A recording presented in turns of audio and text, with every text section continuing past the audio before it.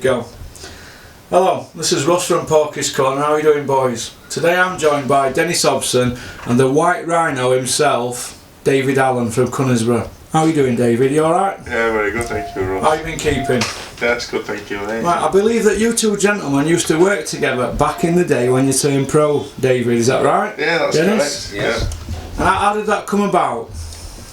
I met Den through Kev Sanders.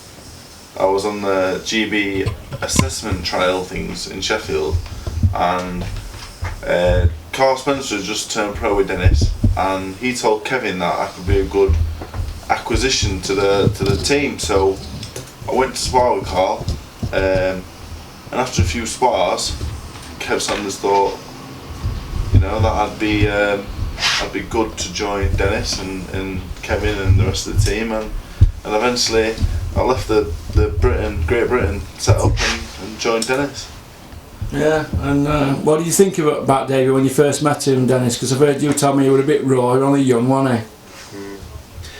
Talent, as we've seen before, still seen art, but doesn't fulfil his potential. Bit lazy at the time, not bags of talent, but just wasn't putting the graft in. Yeah. And you could see he got it, and it was very frustrating for us. Well, for me, for a couple of years, because I knew he could be up there and win something. What were your record when you left, Dennis? I won 6 and drawn 1. So you were undefeated when you left, Dennis? Yes. Yeah, we had my first 6 fights. My first 5 fights, obviously, I boxed nobodies, you know. Yeah. That's how I started out. I got a draw with a Bulgarian plumber in Newcastle Arena. And then I boxed Lariola Bamio, and that was a good win, you know, but like Dan said, I never took it serious. I was only a kid though, I was 20 years old and I was just a big kid. And I thought I was better than I was at the time. I just thought I didn't have to train, I can beat these guys anyway, and didn't work out that way, you know. So me and Dennis eventually parted ways. We never parted ways like we said last time, it was never in a bad way. Never had a falling out. Yeah. We just stopped working together. You still remain friends. You just weren't dedicated enough, and Dennis more or less let you go. Well, I turned professional with Dennis. Basically, I was never a massive boxing fan at the time. I didn't know anything about boxing. I didn't know who Dennis was. I came up here and I sat on that sofa, and I just liked Dennis as a man. Yeah. So that's why I decided to work with him. Yeah, he's likeable, old Dennis, isn't he? He's alright. He reminds me of a 50-odd-year-old myself. I feel like I'm happy like Dennis at his age. Yeah, he's got a bit of edge to him, a bit of character, hasn't he? Yeah. So I liked that straight away, and I thought that's what I'm going to work with. Russ, not bad on pads. Not bad on pads. I've seen you with John Fields. Not bad. Yeah, I've still got. You're all right hand, aren't you, Dennis, on pads? I've heard you're all right hand. Anyway, that's another story. Yeah. So you've had a bit of a roller coaster career, Dennis. Your first show, according to Boxrec, were 1997 at the Pine Grove. So that's 20 years you've been putting shows on. Where were you at that time? We were out at that time. I was finishing off in library. I was finishing off a prison sentence of 5 years in. What are you doing here in our establishment? People like you.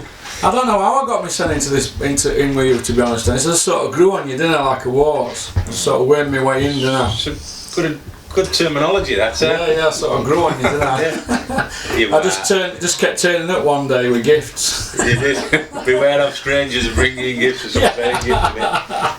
So what were questions? No, I was saying you've had a roller coaster career, haven't you, from 1997. The last 20 years, 21 years. You've had your ups and downs. You had Clinton Woods, who you took from. He signed with you. He said in his book, he said you put the forms in front of him. In not in as many words as that in his book. So you signed with Eddie Clinton. Yeah. Then you went pro and you went all the way to your British, Commonwealth, European and World Champion. You had big nights in America. He fought Roy Jones, who were the Mayweather of his day, wasn't he? You know, 46 and a disqualification had on his record, didn't he? And he fought Tavares, Cloud, Glenn Johnson 3 times, Gonzalez, world champion. Yeah. Rico Oy, who nobody wanted to fight. I got Clinton opportunities when other people probably didn't think he'd get the opportunities, and made him a lot of money. Is he a millionaire, Clinton, Dennis? Absolutely. Yeah. In 3 of his fights, he cleared about $1 million. 1 million quid, just under a mil. So cleared net. Cleared it, yeah. And so, look, I mean, it was a project for me, and it was a journey what we both went on, and made him a lot of money, and he's financially secure now. He probably won't admit it, but he's definitely financially secure. And he's got all his faculties. He's got all his faculties, and if I didn't pull him out of fights such as the Roy Jones fight, that might have been the end of his career. Well, see, what I like about Clinton Woods, Dennis, I seen him a couple of months ago, brand new BMW outside Chippy, and I said, I seen you in Chippy, Clinton, the other week. He said, oh, I've gone in there for sausage and chips. You can take Sheffield out of the boy, but you know that old saying, he was still the same. But we've got an interruption, somebody at the door, excuse me. Oh, yeah. We thought Miss Money, are you going to come in on an interview, Miss Moneypenny? Come on, don't be shy, Michelle. Oh, no. She don't do walk on parts. But after Clinton Woods, you went to Jamie McDonnell. You'd have obviously a couple of people in between. Ricky Hatton. A little bit out here, to be honest, Russ. You've got like Carl Thompson, who were like retired and wanted to make a comeback, and people advised me, were saying, "Oh, what are you bringing him back? He shouldn't be boxing again." Yeah. And then we won a world title with him, and defended it against David A. And we know what the result were there. He inflicted David A's first defeat, stoppage. So then all of a sudden, obviously, my credibility is, you know, I'm establishing myself, and then that's when Ricky Hatton's people come knocking at my door when he were going to leave Frank. Can we just back up a bit there to the Carl Thompson episode, because I read somewhere that Adam Booth rung you up and said, Dennis, I want you to make the Carl Thompson fight for David A. Yeah. And what did you advise Adam Booth at the time? We got a bit of a deal with BBC, and Carl had just won the IBO world title against Sebastian Rothman in Sheffield on the same night that Clinton lost his attempt to win an IBF light heavyweight against Glenn Johnson. And I gets a phone call. I was in Jersey at the time, walking along the prom. Yeah. I remember him calling. Hello, Dennis, it's Adam. I went, hello, Adam. He went, you look after Carl Thompson, and you're our promoter as well. We want you to make that fight for the IBO world title. I went, it's a good fight on paper. I mean, well, we want you to make it because, you know, it says in the contracts, as our promoter, you've got to get us the best fights available. And well, that's fair enough, and it's a good fight on paper. Now I'm going to talk to you as a manager. He went, oh yes, what's that? And I went, as a manager, I'm going to advise you, don't fight Carl Thompson. He went, well, why is that? I said, because it's too dangerous for David at the moment. He's still got too much left. Yes, but we want the fight. I said, I know you do, and I will make it, but just remember this conversation. Anyway, they wanted the fight, and we made it. And the rest is history, isn't it? Yeah. David A got knocked out in 5th round, didn't he? His first stoppage, and you were jumping about like Bambi in ring, weren't you? Well, I was promoting them both at the time, so I had to be impartial, but I couldn't help but jump off the seat because they were so difficult to work with at the time. Yeah, is David A difficult to work with, Dennis? They were both like divas. Yeah, Adam Booth a diva, yeah? Oh, they wanted everything. They didn't want you to earn a penny. They wanted red carpet treatment all the time, and it was like becoming hard work, and it come to the end of our multi-fight deal, and they wanted to go again and under different terms, and I thought, I don't want to work with them anymore because I only want to work with people who I enjoy working with, and we're part of the company. They went their own way. I mean, he's done fantastic, and I reckon Dave Fallon and Adam Booth's left with, he's done very well financially out of the yeah. But that's up to them. You move on. And then you went from David A and the Adam Booth, Carl Thompson, to Jamie McDonnell, Hatton, wasn't it? Ricky Hatton after that. How did you come about to signing Ricky Hatton? Because wasn't he on his way to sign for Barry Hearn? Yeah, he'd left Frank, and Barry Hearn's he'd got a deal with Sky, his own deal with Sky, and they wanted him to work with Barry, and they wanted Barry to promote his fights. But at that time, Ray were like pound note Ray. He'd ring round to earn it. You know, if he could earn £1 more, like he'll go 10 miles to get a penny a litre off a gallon a litre of petrol. So he's ringing me. Dennis, I've been offered a deal off Barry, but what do you think? And they want to make the Mouser fight, Carlos Mouser, for a unification because he got WBA light welterweight and he got the IBF Ricky. So, cut long story short, anyway, I said, look, if you want me to get involved, I had a look at the figures and what Barry were offering and what I could offer. I says, well, I think I can get you an extra 300 grand for that fight. And I did. You delivered for Ricky Hatton? Delivered, did it at Sheffield. Fantastic night, memorable night. It was a buzz for me, and then we'd obviously proved ourselves again at that level, and then he signed another 3-fight deal with me, and he wanted to break America, and me and Ricky had gone over to America, had meetings with Caesar's Palace, and then we met with HBO and Showtime, and we needed a US promoter to work with, and somebody called Art Palulu came on board and made a fancy offer, and the dad listened to it, and he wanted to sign with him, but it didn't work out quite what Art Palulu had said. Yeah. And without going into detail, my advice were to let us move away from him, but they stuck with him for the next couple of fights, which I wasn't 100% happy with, but we just changed the deal a bit. And then I got him, he wanted to fight Calazzo. I didn't want to fight Calazzo, he wanted to move up to fight a slick southpaw up another Did you fight him in Boston, Dennis? Boston, Massachusetts, that's where... 2006, May 13th. Yeah. And we could have fought Vivian Harris because she had a proof list from HBO, and we could have fought Vivian Harris, and it was my choice. Then Ricky had to relinquish his IBF and WBA light welterweight belts to go and fight for the WBA welterweight, and he almost come unstuck.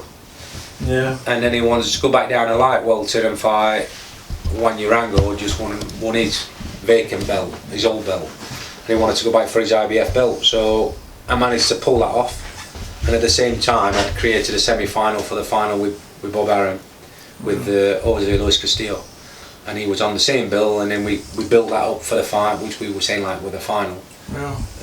Jose Luis Castillo, which were a fantastic fight for him because Castillo going that way, coming up from lightweight to light welter against a big, strong, undefeated light welter in Ricky Hatton, and there were only going to be one winner, and he got the style to make Ricky look good, and Ricky stopped him with a body shot, and that enabled him to get to the Mayweather fight where he would call him Mayweather out. And then they decided, the dad Ray decided they didn't need me to make that fight; it were already made. My daughter Sienna could have made that fight because all the work was done. All they needed to do was like cut me out and not give me a percentage, and that's what they did. And is it true that you wanted the Mayweather fight 18 months after that? I didn't want the Mayweather fight. I spoke to Bob Arum and we got a plan together because I was going to work with, I don't know what he did, 15, 18 million at that fight, but we got a plan for 2 or 3 fights where we were going to get him $25 million and not have to fight Mayweather. That's alright, getting paid a purse, and them kind of purses, 23, but because the Hatton brand were growing, it's like David Beckham, he don't just earn money putting a football kit on, it's the endorsements outside of the football pitch, and that's what were happening with Ricky. So basically, and that's why they couldn't see that. So basically what you're saying is, you broke America with Ricky Hatton, and then his dad put blockers on it just as you were ready for the Mayweather fight. We all know what happened with Ricky and his dad, so it's a shame, but if Ricky had stuck with me, his career wouldn't have ended like it did. He had bad people around him, and we know some of the people what he ended up getting involved with, certain people who used to work with me who weren't the real deal. And he got bad advice, and it's a shame because they'd wheel him out like a performing bear, and everybody around him thought it were all about them, and they were all in it for skimming and looking after their own ends. Whereas if he'd have stayed with me, he'd have probably ended up a world champion again. His comeback would have ended up in a lot better place, and he'd have probably still been now one of the top promoters with me. And after Ricky Hatton affair, Jamie McDonnell knocked on your door after 2 losses and a draw. Yeah, not many people believed in Jamie either. So if you think about it, Jamie, Stuart Hall, even Martin Ward, I got him a world title shot. You went 13-0 with Jamie, didn't you? British, Commonwealth, European and world title. Yeah, manoeuvred him. We were going for the WBC. I took him to a WBC convention. Sugar Ray Leonard's getting out of the lift. They didn't know who Sugar Ray Leonard was. That's how much of a student he was, but I'm sure everybody knows, even Dave Allen knows who Sugar Ray Leonard is. And I said, I remember so Jamie McDonnell didn't know who Ray Leonard were? Get out of the lift, he went, I went, oh, Ray Leonard, Sugar Ray Leonard. He went, where? He didn't know what he looked like. I went, Sugar Ray Leonard. Went, were any good like? And I went, only my favourite, all-time favourite. Jamie's not sharpest tool in box though. He's not the sharpest, he's there's not a lot. Not as sharp as the White Rhino. No, there's not a lot going on upstairs with Jamie. But a likeable kid, and I looked after him, and I did a lot of money. Took him to Olympics, didn't you? Sent him to Olympics to train with all Olympians, got him that experience, sent him to Miami with Steffi to go in different gyms to learn his trade. What, you paid for him to go to Miami? Yeah, to learn? Steffi, yeah. And then came back, and obviously it were all part of building him up. We took him to Washington, didn't we, for a world title fight? Took him to Washington for a world title fight, and I think that's when I took him to the WBC convention after, did I? Yeah. And he got off his face and couldn't even walk to go into the race. The yoga razor. Yeah. And then I got him rated from number 7 to number 1. Got him in a final eliminator for the WBC, and then the Mexican who we were going to fight, I forgot his name now. He defaulted, so I jumped on with the IBF. Got us in an eliminator for the IBF. Fought in Sheffield, and then Leo Santa Cruz he was going to be mandatory, and I knew that Santa Cruz were going to move up, and I didn't want Jamie fighting him at that time. Thought he were a little bit too strong.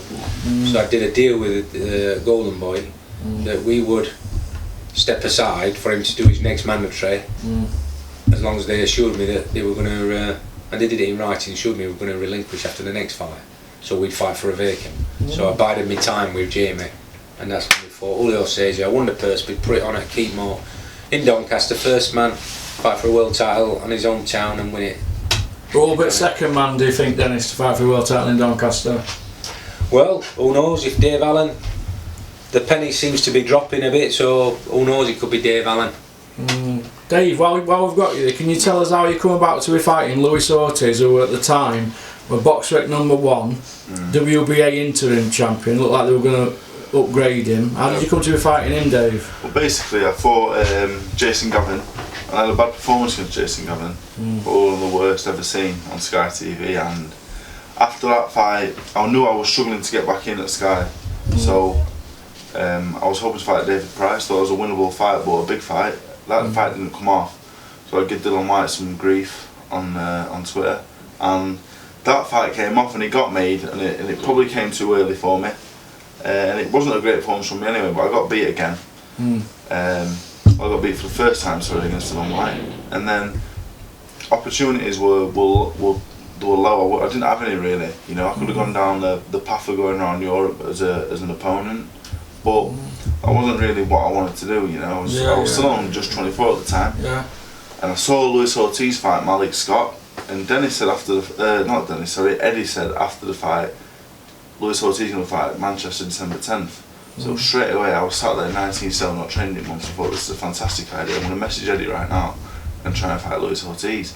So I messaged Eddie and I said, I'll have the Ortiz fight, and he messaged me back and he said, are you serious? Like, you're not serious? And I said, no, I'm serious, like, do it. So he messaged me and said, I'll let you know in a couple of days if it's on, like, do a little bit of training. So I thought, I'll do whatever. So anyway, I never thought in a million years I was going to get the fight, so I just carried on with my life, doing what I was doing. And then Eddie called me and said, the Luis Ortiz fight is there if you want it. So I took it. Very good money, Dave. No, it weren't good money. It wasn't good money at all. It was less than. It wasn't anywhere near my career high payday. What you got against Dylan White? It wasn't as much as that, and we don't make as much as you think anyway. Pops, nobody wanted to fight him though, did they, Lewis? So anyway, I took the fight, and it was the best thing I ever did. I did take an I did, but it was the best. It was the best thing I ever did. You know. And you still get on alright with Eddie? Got on really well with Eddie. Fighting March the 3rd at Sheffield Arena. Yeah. So he'll even though we've had our differences with Eddie, he will respect you for taking that fight, won't he, Dennis? Yeah. But I had to take that fight. Some balls to get with him, didn't it? Massive bottle, Dave. Yeah. And that's sometimes what frustrates me, because he's like, that's why Eddie's he's got the bottle, he's got the ability, but he's not giving himself. Doing himself justice sometimes because he don't put the work in before and he could give some of these fighters, even top class fighting, could give them nightmares. If he would have a bit better condition. Well, he's done about 1,000 rounds with Joshua and Tyson Fury, hasn't he? What I realised is, I said after the Ortiz fight, I said I gave it 100%. Now I went home and sat down and thought to myself, I give 100% in the ring every time, but if you're giving it 10% in the gym, you're not giving it 100%. Carl Froch said, didn't he, on Sky, didn't he, if you get stuck in with your training, you go far, didn't he? Yeah, you know, things that turn things around. When I was with Dennis, I sold 3 tickets for one fight that I had. You know, my fight at Bramall Lane, we did £40,000 worth of ticket sales, and things are starting to pick up because I took the White and Ortiz fight, you know, and people appreciate that I'm willing to fight wherever, whenever, and then they like the whole me just being what I am, you know. Man of the people, Dave. Funny man. That, but I just am what I am. Funny man on Twitter. I'm lucky that I do. Personalities, he's got a great personality, and he gets it, doesn't he? He gets it. People's wives just fancy me, you know. They're the ones that are watching the boxing with the. My kid's mum likes you, Dave. What am I going to do? He says even people's husbands fancy you. Doesn't he, David? The messages I get online now are mainly from men. Yeah. Never. I attract what I attract, don't I? Yeah. If he sells the ticket, he's not bothered. It's that tattoo on your chest, Dave, that says war. It must be, you know. They must think I'm a bad boy. I don't know. But you've got a fight in March, and you're probably Lemroy Thomas or Sam Sexton. Yeah, one or the other. Yeah, we've got our show February 2nd with Free Sports. Dennis, you haven't spoke about that. Well, you haven't asked me. I'm just asking you now. Are you happy to be working with Free Sports, Dennis, after a few years in the wilderness? I thought you'd never asked. Because personally, when I first met you, Dennis, I thought Dennis was supposed to be a big bad man promoter. No TV. Now, you've proved yourself, haven't you? You're back out the wilderness. Pardon? I never heard any mention about Stuart Hall, and that were. Oh, that's a touchy subject, Stuart Hall, isn't it? We'll go back to Stuart Hall. Dennis, you got him world title, didn't you? Yeah, manoeuvred him. But it didn't work out too well. A bit of a fallout, didn't you? It's just another one who you get him up there, and somehow they just change, and they try to play the victim, but they're not honourable. And Stuart were the same. Met his first kid from Darlington ever to win a world title, and. I mean, he's wanting to fight at home. I got him home advantage again. Well, he fought Martin Ward his first defence. And that were obviously an easy defence because Martin got a cut eye in the first or second round, and that was the end of that. But the Paul Butler fight, which he should have won, and I thought he just nicked it anyway. Wanted it in, up near his hometown, Newcastle. Wanted it in Newcastle. Took 60 grand for the tickets. Fetched me 56 grand worth back the day before. Yeah. So for 6 grand worth of tickets. As a world champion, so didn't try hard enough for us and didn't play the game when we got him up there. But when they're not up there, they're so humble. And then some people think that the managers and the promoters are bad guys in boxing. Well, I can assure you, some of the boxers are just users and abusers. But the thing is, what I take from Sir Judd McDonald and Stuart Hall is that my track record speaks for itself. I've took kids either on the scrap heap or unfashionable. That's our word, isn't it, Dave? Unfashionable. And get them there. And that's what I've done, and I'm sure it's not a fluke, so we've done that.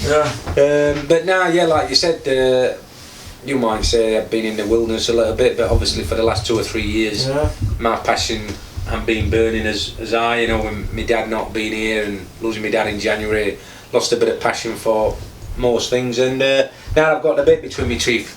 We've got a platform at Free Sport, which is free to air. 23 million people can watch it.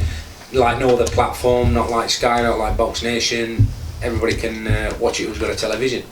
So we've had one cracking fight on there. Liam Cameron winning the Commonwealth title against Sam Sheeder. This next show, February the 2nd, it's like I say, it's all free. I'm working with Steffi Bull, Dennis. And Steffi's helping me on this one. You and Steffi burying hatchet. Putting a cracking show together. Me and my mate Steph. And, the thing about Steffi is a boxing man. He's a grafter. He's on the shop floor, isn't he, Dennis? And really, I mean, we should have worked together from day one, all the way through. But that bit's history, hopefully, and we move on from it. But it's got a lot to offer, that kid. And he has. And this show will be another cracking show. You've got Josh Whale versus Bobby Jenkinson. You've got Liam Cameron versus Elliot Matthews for the Commonwealth. So that first one's a British title fight. Then you've got an English title, the English super flyweight title. You've got Brad Watson versus Lua Nasser. They're the 3 main ones. And then you've got Andy Townend on there. You've got all the undercard. Anthony Tomlinson. Anthony Tomlinson. You've got Danny Chum. You've got Danny Kennedy. You've got Hakeem Nasser. You've got Dan Cooper. Dan West. Ramsey Nasser. So it's a full card, and it's a great, nice entertainment. So, you know, I could say you're getting value for money, but it's not costing a penny on Free Sport. So that channel's gonna grow very, very rapidly. They've got over 2 million subscribers now, haven't they, Dennis? Yeah, well, they don't subscribe, don't have to pay. Well, They just, you know, they just, viewers, they just haven't turn. Yeah, so It's gone from 200,000 to 2 million, hasn't it? right. So that's going to be the home of boxing, I think. What, Free Sports? Yeah, we're going to put regular shows on. There's going to be at least one a month. That's what we contracted to, but I reckon in no time we're going to end up putting a couple of months on, and that's where, you know, most kids are going to be on that, and who knows, I think we're going to get some big names on there. And we're looking to work with other promoters, are we, Dennis? Yeah, of course we are. The phone's there, and anybody wants to work with us, we're here. So, message from Dennis Hobson to other promoters and managers: if you want to get your lads on our shows, on TV, and we've got a slot, pick up the phone and let's work with you. Yeah, I mean, obviously it's got to suit both parties, but our diary for next year, for 2019, is filling up very quickly now. So yeah. You said this to me a year ago and I didn't believe you, did I? What did you say? You said to me, stop complaining and worrying, things will pick up, keep your chin up, our phone's going to be busy next year. And I said, will it? Because like, we've been at it 2 years nearly, and you said it will. The phone will be red hot once we get this Free Sports. As soon as we got it, what happened? You're a bit impetuous though, aren't you? Yeah, I am. Like a little lad waiting for Redgate's to open, which used to be a toy shop in Sheffield. I can't wait. And that's what boxing is. Obviously, We put the graft in, don't we? We want the rewards, don't we? We want to see big shows, big you've got to fights. sometimes, like, you might be bubbling inside and just wait and play a game of pool. Think something's going to unfold here. Yeah. Something's going to unfold here. We've just got And to we're wait looking and to manoeuvre then. And how about the international fights we're looking at buying from abroad? That's looking exciting for next year, isn't it? With Bob Aaron and other promoters. It's an option, yeah. It's an option. Yeah, you know, to fill slots. Yeah. They're very happy with that first show and they're buzzing Free Sport about the boxing side. So hopefully we build it and we're growing it from nothing. So if anybody can do it, we can. Yeah. Well, they got another 7 week in it today. 7 week today, isn't it? Is it 7 weeks today? 7 weeks today, the show. Yeah. 7 week today. We're at Ponsford. Yeah. Sell out. All tables are nearly gone, aren't they, Dennis? How many's left? Unbelievable. We've only got them out this week. And 43 tables and 10. 10 a table. That's 430. What was left? About 8 tables left. 8 or 10 left. Yeah. They'll have gone by. They'll have gone before Christmas. Yeah. And then we've got all the tiered seats, just about all the tiered seats in there. Yeah. So there's going to be about 1,700 people there. Yeah. It'll be a cracking atmosphere. Yeah. I'm looking forward to it. Are you going to come, Dave? You're going to come ringside and watch Anthony Tomlinson and Sparky Andy Townend, the KO Kid, Liam Cameron. Yes. Josh Whale defending his British title. It's a good show. It's a very good show. It's a cracking show. It's a cracking show. Moma Moeba, he looks silky skills, him, hasn't he? Yeah, we want to get Dave there because we want to let him see what it's all about again and see. Steffi Bull in his Rolex, sat ringside. How far we've come since he left us. Yeah. We've come a long way, haven't we? Since he flew the nest. Since David and then he might be coming home to roost one day. Who knows? He left us for Steffi Bull, Dennis. And now look, he's coming to watch us a show and we're working with Steffi Bull, eh? Boxing's crazy. You never know, don't it? You never watch that corner. Circle, yeah. Well, look at Frank's interview the other day going on about StubHub and saying how things have changed, you know, how Eddie's not having it all his own way now. And you always used to say to me, didn't you, the boxing landscape changes. People are on top and then they're not on top. You know, Mick Hennessy were on top for a bit and then you had your day in the sun with Ricky Hatton, didn't you? And then you want on top, obviously. And then Eddie's had his time and he's had a good run, Eddie, hasn't he? 7 year, 6, 7 year, but could be coming to an end. You never know, do you? What's around the corner? No, I mean, they're very strong, aren't they? So it's a great outfit, innit, Matchroom, aren't they? Fantastic outfit, but boxing goes in cycles, and plus, it's like having a piece of cake. It's like having a cake. If there's a slice of the cake, well, you can get a piece of the cake, that'll do. You don't need to have it all. Yeah. That's what, football's like that, and if we can get some of the back pages. I mean, boxing has become more and more popular. UK's the mecca of boxing now. So that's why you've got American promoters wanting to come over here and do it. Yeah. So the opportunities are vast, and that's why you're getting Channel 5, you're getting Dave, who are doing a few dates, but there's not as many dates as what we're going to be doing. Yeah. We're going to be the home of boxing. If anybody wants to watch boxing on a regular basis, Free Sport, I believe, is going to be... It's Channel 95, Freeview, and Sky Channel 424, and it's free to 23 million homes. There's no subscription like Sky or Box Nation or BT. It's free. They do free Premier League football, free not Champions League, free UEFA Cup, don't they? Yeah. And Scottish football. It's free. And we might have the White Rhino on one day. You never know. And what's your next fight, Dave? By the way, is it Lenroy Thomas or Sam Sexton? My next fight is March the 3rd, Sheffield Arena, on Sky Sports. On Sky Sports. Have you got some front coming in here? Do a fantastic job. Matchroom, fantastic job. Eddie Hearn, fantastic. Do you know what I've got in my house, Dave? What Janie found this morning. She says, "Look what I've got here: a Matchroom Fight Pass black and gold T-shirt." She says, "Why don't you wear that today? What you're into with Dave Allen and Dennis?" I says, "Put it in bin." You know the thing is, Russ, like. As long as it's boxing on TV, I like to watch it, whether it's Eddie's show, Frank, Den, Dave. Hey, listen, Frank Warren, I know I'm not a big fan of his, but he has been putting some good shows on, and Frank is back, isn't he, Dennis? He's put some good shows on this year, and he's got a massive, strong stable. Well, as a boxing fan, I don't understand. How can you want promotional stable to not do well? Yeah, we want everybody to do well, don't we? We can't spend Eddie Hearn's money or Frank Warren's money, so why should we care about their financial status or how well they're doing? We just want to watch good boxing. So that's it. That's what it's all about. Dennis putting good shows on free sport. He's got a lot of my friends box for Dennis. The shows are good, they're doing well, so I'm happy for that, and I'm happy that Den's getting back where it belongs now, and I think he's going to bring some good shows to free sports, yes. And Channel 95 you forgot there, Freeview Day, Sky Channel 424. I'm very happy about it. I'm on Sky and I enjoy Sky Boxing, and I want to enjoy the show on February 2nd at Pons Forge. Yeah, that's looking good. You like that one? There you go, that's how you do it, They're both looking good. The future's looking bright for you both, isn't it?